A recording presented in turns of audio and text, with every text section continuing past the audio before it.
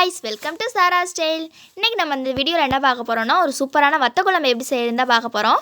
வாங்க வீடியோக்குள்ள போகலாம். ஒரு கடாயில 1 டீஸ்பூன் வெந்தயம் சேர்த்துக்கலாம். வெந்தயம் கொஞ்சம் பொரியட்டும்.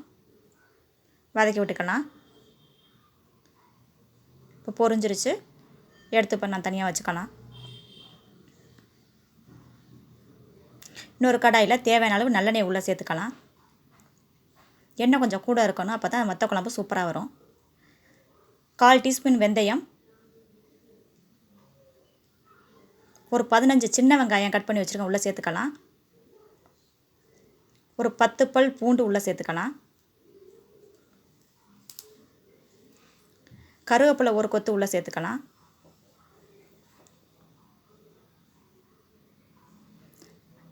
தக்காளி 3 நறுக்கி வச்சுக்கதை உள்ளே சேர்த்துக்கலாம். கொஞ்சம் மஞ்சத்தூள், கொஞ்சம் உப்பு சேர்த்து நல்லா வதக்கிக்கலாம். இப்போ ஊற வச்சுருக்க துவரம்பருப்பு உள்ளே சேர்த்துக்கலாம். ஒரு கையளவு இருந்தால் போதும், உள்ளே சேர்த்துக்கலாம். ஒரு தேக்கரண்டி மல்லித்தூள், ஒரு தேக்கரண்டி மிளகாய்த்தூள், கொஞ்சம் தண்ணி தெளித்து கொஞ்சம் வதக்கி விட்டுக்கலாம். இப்போ கரைச்சி வச்சுருக்க புளி கரைசலை உள்ளே சேர்த்துக்கலாம். அப்படியே மூடி போட்டு ஒரு 10 நிமிஷம் நல்லா கொதிக்கட்டும். வறுத்து வச்சுருக்க வெந்தயத்தை இப்போ நம்ம பவுட்ரு பண்ணிக்கலாம்.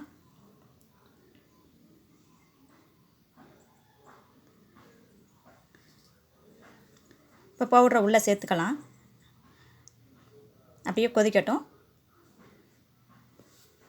ஒரு 5 நிமிஷம் அந்த அளவு கொதிச்சா போதும். பாருங்கள், இப்போ இந்த மாதிரி எண்ணெய் பிரிஞ்சு வரணும்.